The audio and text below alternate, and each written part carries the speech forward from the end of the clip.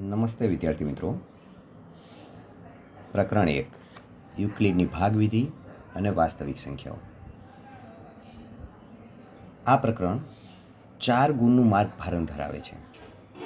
2 ગુણના વૈકલ્પિક એટલે કે MCQ પ્રશ્નો અને 2 ગુણનો એક પ્રશ્ન આ પ્રકારે પરીક્ષામાં પૂછાય છે. આ પ્રકરણમાં આટલી વિષય વસ્તુને આપણે ધ્યાનમાં લેવાની છે. એક તો યુક્લિડની ભાગવિધિ, અંકગણિતના પાયાનો સિદ્ધાંત, વાસ્તવિક સંખ્યાઓ, સમય સંખ્યાઓનું દશાંશ પદ્ધતિમાં રૂપાંતર, દશાંશ ચિહ્ન ધરાવતી સંખ્યાઓનું P/Q સ્વરૂપ એટલે કે અંશછેદ સ્વરૂપ.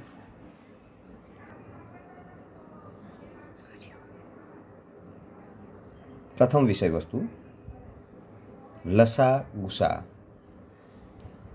તો આ પ્રકરણમાં લસા ગુસા 2 રીતથી શોધવાના છે. એક તો યુક્લિડની ભાગવિધિ અને અંકગણિતના મૂળભૂત પ્રમેયની રીત.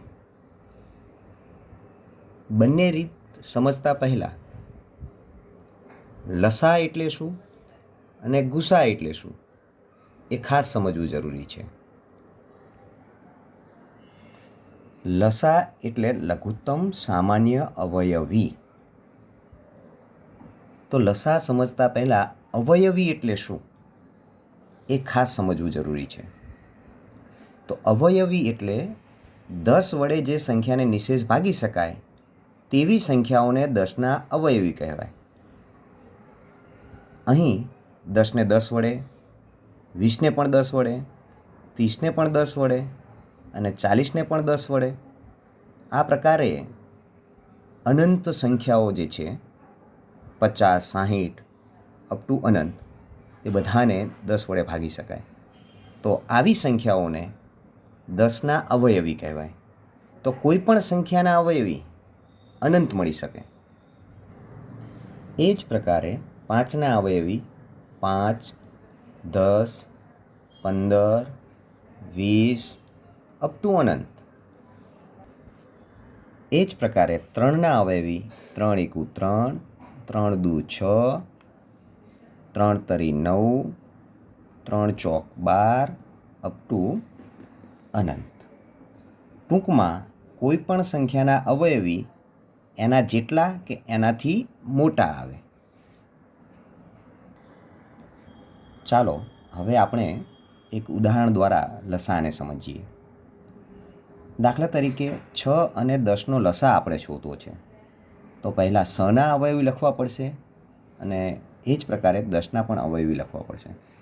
તો 6ના અવયવી 6, 6 દુ 12, 6 તરી 18, 6 ચોક 24, 6 પંચા 30, 6 36, 6 7 42 અપ ટુ અનંત. એ જ પ્રકારે 10ના અવયવી 10 × 1 = 10, 10 દુ 20, 10 3 30, 10 ચોક 40 અપ ટુ અનંત. હવે 6 અને 10ના અવયવી લખ્યા બાદ આ બંને અવયવીમાં સામાન્ય અવયવી અને નાનામાં નાના લઘુત્તમ સામાન્ય અવયવી કયા છે એ આપણે વિચારવાનું છે. ટૂંકમાં ફરીથી સમજીએ. લસા અ એટલે લઘુત્તમ સામાન્ય અવયવી. તો 6 અને 10ના જે અવયવી છે એમાં નાનામાં નાના એટલે કે નાનામાં નાની અવયવી કયા છે જે બંનેમાં હોય એને લઘુત્તમ સામાન્ય અવયવી ટૂંકમાં લસા કહેવાય. તો અહીંયા 30 6ના અવયવી પણ છે અને 10ના અવયવી પણ 30 છે. એ જ પ્રકારે 60 પણ 6ના અવયવી પણ થશે અને 10નો પણ અવયવી થશે. એ બંનેમાં નાનામાં નાનો સામાન્ય અવયવી કયો છે તો કે 30. તો બંનેનો લસા 30 થશે. હવે ગુસાની સમજ મેળવીએ. ગુસા એટલે ગુરુત્તમ સામાન્ય અવયવ. લસામાં અવયવી શબ્દ હતો જ્યારે ગુસામાં અવયવ શબ્દ છે. તો અવયવી એટલે શું આપણે સમજ્યા, પણ અવયવ એટલે શું એ સમજીએ. હવે અવયવની સમજ 10ના ઉદાહરણ દ્વારા જ સમજીએ. અવયવીમાં 10 વડે કઈ કઈ સંખ્યાને ભગાતું હતું એ વિચારવાનું હતું, જ્યારે અવયવમાં 10ને કઈ કઈ સંખ્યા વડે ભાગી શકાય, એટલે કે 10ને જે સંખ્યાઓ વડે નિશેષ ભાગી શકાય તેવી સંખ્યાઓને 10ના અવયવ કહે છે. દાખલા તરીકે 10ને 1 વડે, 2 વડે, 5 વડે અને 10 વડે આ 4 સંખ્યાઓ વડે ભાગી શકાય છે. એટલા માટે 1, 2, 5 અને 10ને 10ના અવયવ કહેવામાં આવે છે. સામાન્ય સમજ દ્વારા સમજીએ તો 10ના અવયવ એટલે 10 કે તેનાથી નાની સંખ્યાઓ આવે, જ્યારે 10ના અવયવી એટલે 10 કે તેનાથી મોટી સંખ્યાઓ આવે. અવયવોમાં સીમિત એટલે નક્કી જ સંખ્યાઓ હોય, નક્કી જ અવયવો હોય, જ્યારે અવયવી અનંત સુધી આવી શકે. હવે ગુસાઅને આપણે ઉદાહરણ દ્વારા સમજીએ. 20 અને 30નો ગુસાઅ શોધો. તો ગુસાઅ શોધતા પહેલાં 20ના પણ અવયવ પાડવા પડશે અને 30ના પણ અવયવ પાડવા પડશે. લસાઅમાં અવયવી વિચારવું પડે, જ્યારે ગુસાઅમાં અવયવ વિચારવા પડે. 20ના અવયવ સમજીએ તો 20ને પણ 1 વડે ભાગી શકાય, 2 વડે પણ ભાગી શકાય, 4 વડે પણ ભાગી શકાય, 5 વડે પણ નિશેષ ભાગી શકાય, 10 વડે પણ નિશેષ ભાગી શકાય અને 20 વડે પણ નિશેષ ભાગી શકાય. આમ 20ના અવયવ 1, 2, 4, 5, 10 અને 20 થશે. એ જ પ્રકારે 30ના અવયવ 1, 3, 5, 6, 10, 30, 2 અને 15 થશે. તો ગુસાઅનો મતલબ ગુરુત્તમ સામાન્ય અવયવ. ગુરુત્તમ એટલે મોટામાં મોટો સામાન્ય અવયવ બંનેમાં કયો છે એ આપણે વિચારવાનું છે. તો 20 અને 30ના અવયવમાં 1 અવયવ સામાન્ય છે, એ જ પ્રકારે 5 પણ સામાન્ય છે, 10 પણ સામાન્ય છે અને 2 પણ સામાન્ય છે. પણ તો ગુસાઅ એટલે ગુરુત્તમ સામાન્ય અવયવ. ટૂંકમાં બંનેમાં સામાન્ય હોય પણ મોટામાં મોટી, ગુરુત્તમ એટલે મોટામાં મોટી સામાન્ય સંખ્યા કઈ છે તો 10 છે.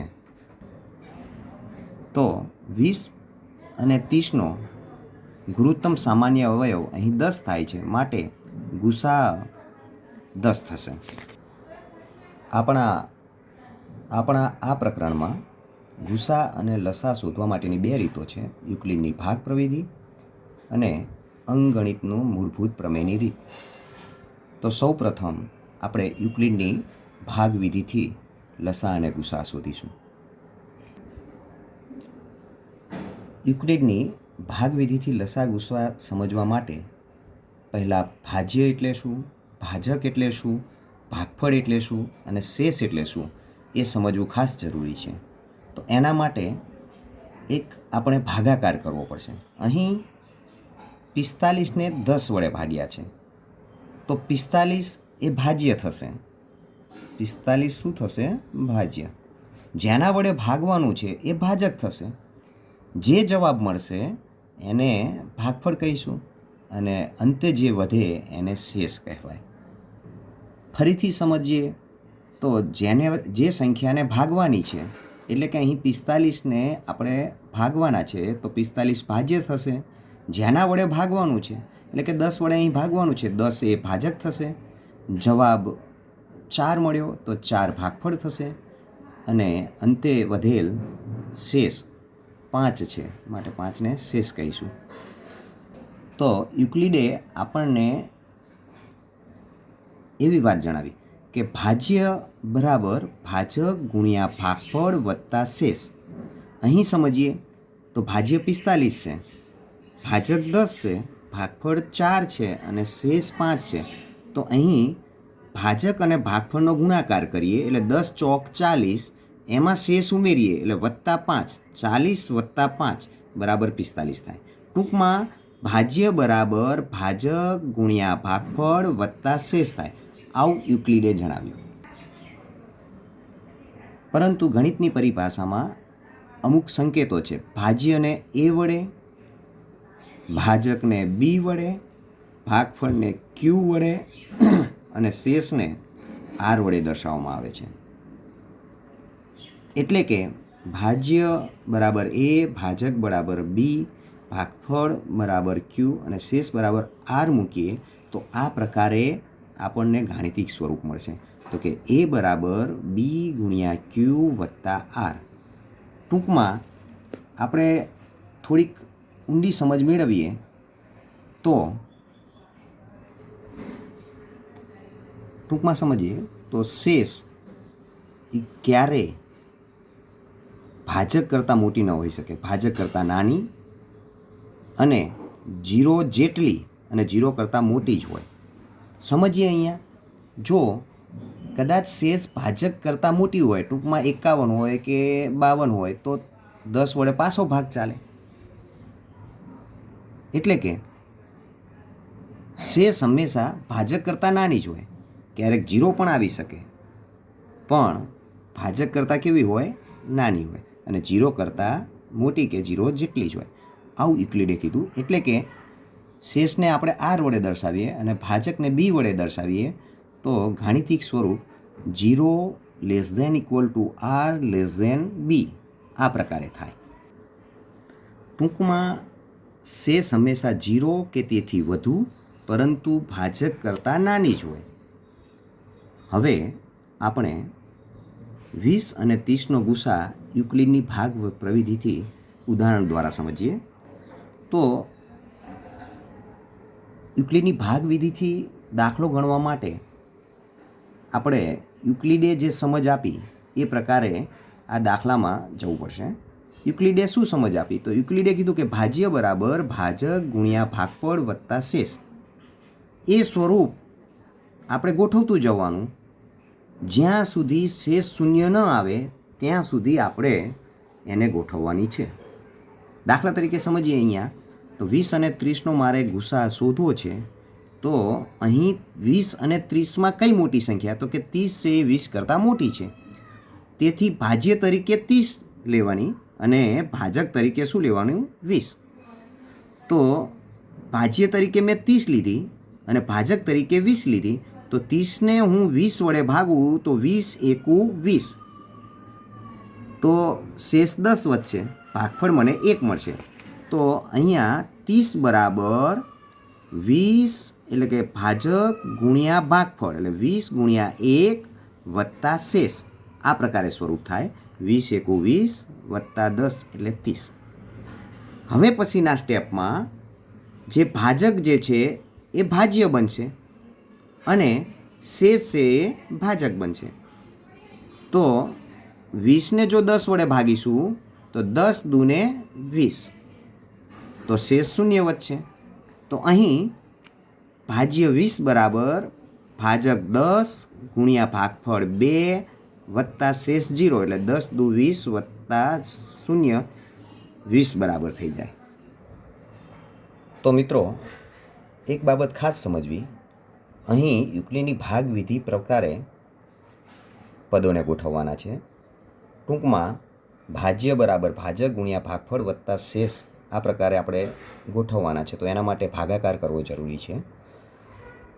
એક સ્ટેપ પછી બીજું સ્ટેપ, બીજા સ્ટેપમાં ભાજક જે છે એ ભાજ્ય બનશે, ભાજક જે છે એ ભાજ્ય બનશે અને શેષ જે છે એ ભાજક બનશે. તો અહીંયા આપણે આ પ્રકારે વિચારીએ તો ભાજક ભાજ્ય બને, શેષ ભાજક બને. આને તમે સ્ક્રીન શોટ પાડી શકો અને તમારી નોટ્સમાં ઉતારી શકો. હવે અહીંયા જોઈએ તો શેષ શૂન્ય આવી ગઈ અને હવે હું તમને પ્રશ્ન પૂછું કે અહીં અંતિમ શૂન્યેતર શેષ કઈ? તો અંતિમ એટલે છેલ્લી અને શૂન્યેતર એટલે શૂન્ય સિવાયની. તો અહીંયા શેષ 2 મળશે, એક તો 10 અને 0. પણ શૂન્ય સિવાયની છેલ્લી શેષ કઈ? તો કે 10. તો અહીં અંતિમ શૂન્યેતર શેષ મને 10 મળે છે. તો આ બંનેનો ગુસા થશે 10. તો આ જ પ્રકારે અહીં પ્રેક્ટિસ માટે તમને જુદા જુદા દાખલાઓ આપ્યા છે. તો સરળ છે. આ પ્રકારે તમારે પદો ગોઠવતા જવાના અને છેલ્લી શૂન્યેતર શેષ આવે એ બંનેનો ગુસા થશે. તો આ પ્રકારે તમારે પ્રેક્ટિસ કરવાની છે. હજુ પણ આપણે એક ઉદાહરણ આ પ્રકારે જોઈએ.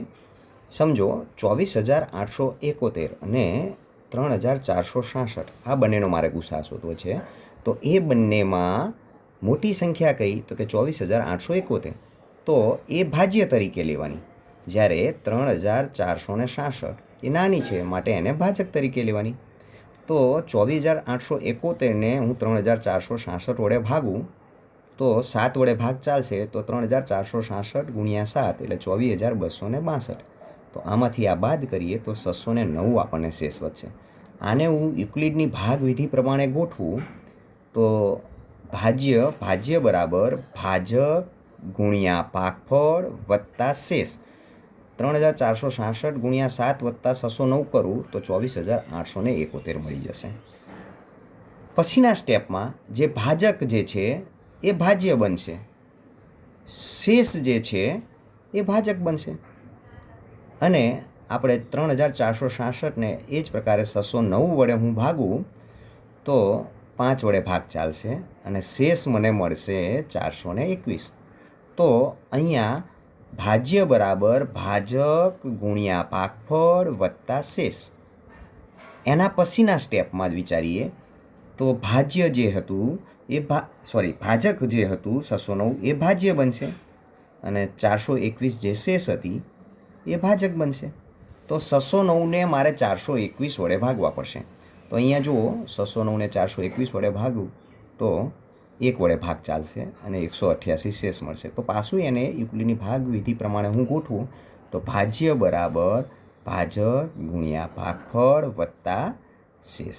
આ પ્રકારે સ્ટેપ થશે. તો પછીના સ્ટેપમાં ભાજક જે છે એ ભાજ્ય બનશે અને શેષ જે હતું એ ભાજક બનશે. તો ફરીથી આપણે 421ને 188 વડે ભાગવું પડશે. તો 421ને 188 વડે ભાગતા ભાગફળ 2 મળશે, શેષ 45 મળશે. તો એને યુક્લિડની ભાગવિધિ પ્રમાણે ગોઠવીએ તો આ પ્રકારે થાય. એના પછીના સ્ટેપમાં પાછું ભાજક જે હતું એ ભાજ્ય બનશે, શેષ જે હતી એ ભાજક બનશે. એટલે કે 188ને 45 વડે આપણે ભાગવું પડશે. તો આ જ પ્રકારે તમારે સતત સ્ટેપ લખતા જવાના છે. જ્યાં સુધી શેષ શૂન્ય ન આવે ત્યાં સુધી આ ક્રિયા કરવાની છે.